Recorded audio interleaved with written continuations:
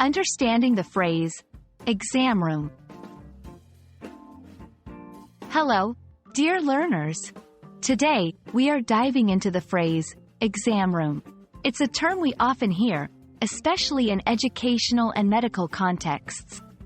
Stick around to understand what it means and how to use it. Exam room is made up of two words, exam and room. Exam, a shortened term for examination.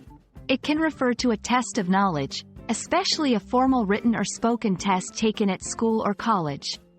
It can also refer to a detailed inspection or investigation.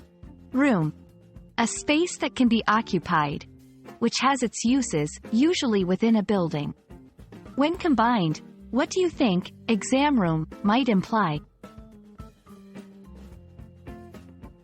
Exam room can have different meanings based on its context. 1. Educational context. Here, an exam room refers to a designated room where students sit to take their exams. It's typically quiet, well-arranged with desks and chairs, and supervised to ensure fairness. Example, please leave your books outside the exam room. 2. Medical context. In the healthcare field, an exam room is a room within a clinic or hospital where patients are examined by doctors or healthcare professionals. It's equipped with medical tools, a table, and chairs. Example, the nurse will call you when the doctor is ready to see you in the exam room. When you use the term exam room, context is key. If you're in a school, it's likely about a test. At a doctor's office, it's probably about a medical examination. Examples, I was so nervous walking into the exam room for my final test.